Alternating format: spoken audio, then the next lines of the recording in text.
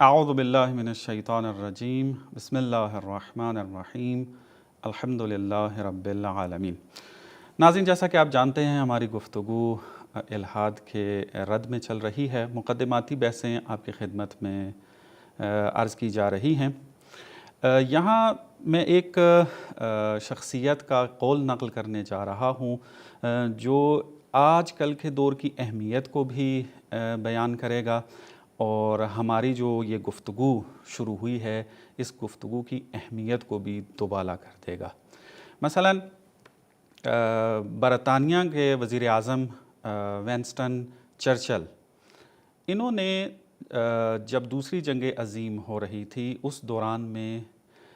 ये अपनी एक स्टेटमेंट दी थी एक यूनिवर्सिटी के अंदर जब तकरीर कर रहे थे वहाँ पर,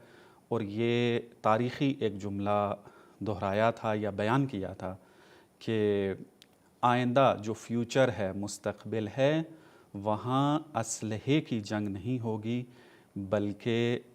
नज़रियात और ज़हन को तस्ख़ीर करने की जंग होगी। मुलाहज़ा करें आप इसको कि मुख्तलिफ़ जगह पे ये कौल जो है वो नक़ल हुआ है। मसलन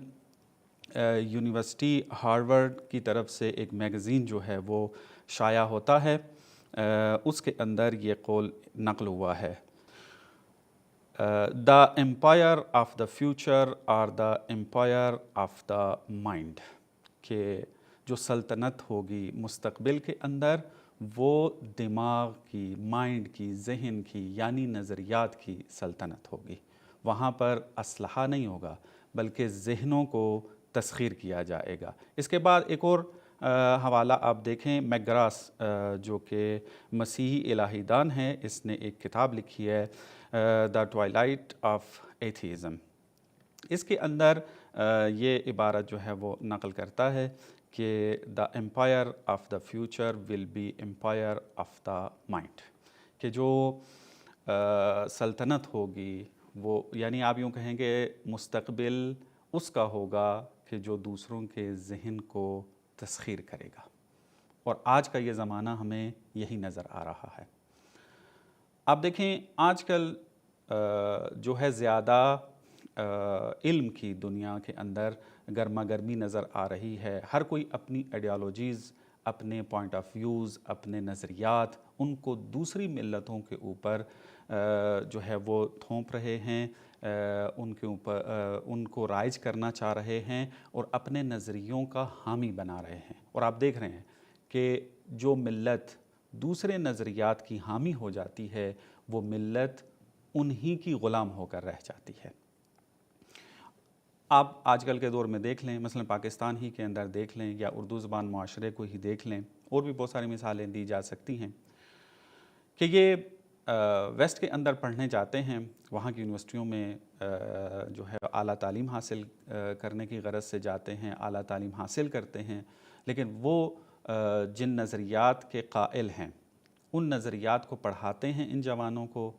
उनके जहन के अंदर वो मबानी, वो नज़रियात, वो नताइज डाल देते हैं, और ये जवान का जो जहन है वो तस्ख़ीर कर लेते हैं, और ये जवान जब वापस पलट कर आता है तो फिर वो उन्हीं का सिपाही होता है। फिर वो जो अपनी एक आइडियालॉजी है, अपना जो पॉइंट ऑफ व्यू है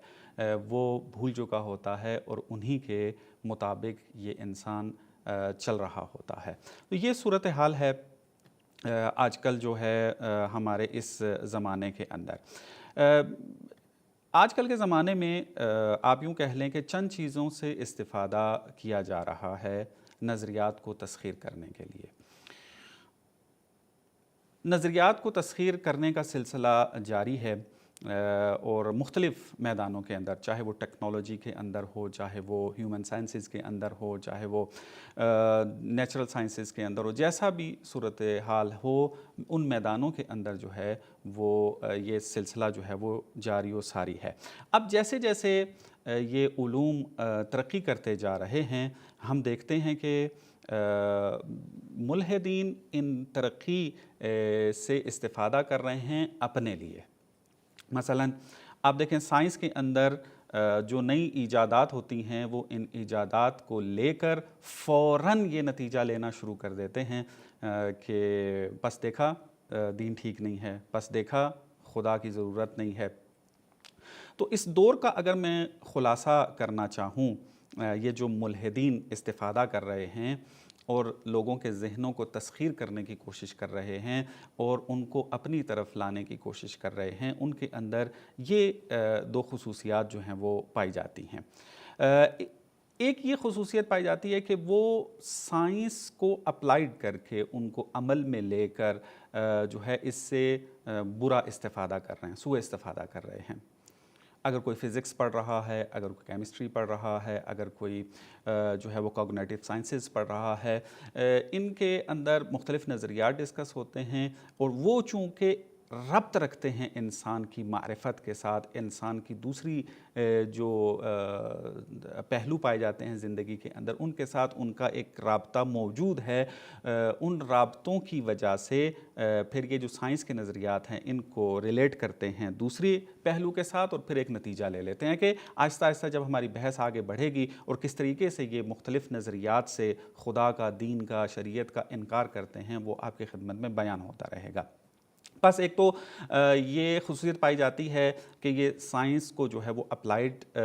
بہت زیادہ کیا انہوں نے، اور اس کا فائدہ بھی ہے، ہونا بھی چاہیے اس طریقے سے، لیکن اس سے سوء استفادہ، غلط استفادہ جو ہے وہ بہت زیادہ کر رہے ہیں کہ بعد میں اس کی طرف اشارہ کیا جائے گا۔ اور دوسرا جو ایک اہم مطلب ہے آج کل کے زمانے میں، یہ جو ماڈرن ایتھیزم کے اندر یا جدید الحاد کے جو بانی ہیں اور اس کے ذریعے یہ دین کی نفی کر رہے ہیں، ان میں جو دوسرا ایک اہم نقطہ پایا جاتا ہے، خصوصیت پائی جاتی ہے، وہ یہ کہ اور انہوں نے سائنس کو آئیڈیالوجی بنا لیا ہے۔ اگرچہ یہ آئیڈیالوجیز کے مخالف ہیں، آئیڈیالوجی کو یہ سمجھتے ہیں کہ یہ انسان کی سوچ کو روک دیتی ہے، یہ انسان کو یقیناً اسی جو ہے وہ زمانے میں لے جاتی ہے۔ آئیڈیالوجیز نہیں ہونی چاہیے، لیکن ہم دیکھتے ہیں کہ اس سائنس کو انہوں نے آئیڈیالوجی بنا لیا ہے، یعنی اپنا مذہب بنا لیا ہے، ایک مذہب کے طور پر ٹریٹمنٹ کر رہے ہیں یہ ملحدین دینداروں کے خلاف۔ چونکہ دین کی نفی کرنی ہے اس سائنس کے ذریعے، اور اس سائنس کی جو تھیوریز ہیں اس کے ذریعے وہ پھر بڑی شدت کے ساتھ جو ہے تعصب دکھاتے ہوئے یہ دین کی پھر نفی کرتے ہیں۔ اگر اس سائنسی نظریے کے اوپر کوئی اعتراض کر دیا جائے، حتیٰ سائنسی ایویڈنس کے ساتھ جو ہے وہ اس کے اوپر اعتراض کیا جائے، تو وہ ایک دم سے جو ان کے اندر ایک تعصب والی ویوز آنا شروع ہوتی ہیں، پھر ایک رد عمل اور ریاکشن آتا ہے، وہ دیکھنے والا ہوتا ہے۔ اور یہی ریاکشن اگر دیندار دکھائے تو وہ برا ہے، لیکن اگر ایک سائنسدان دکھائے تو اس کو جو ہے وہ برا شمار جو ہے وہ نہیں کیا جاتا۔ تو بس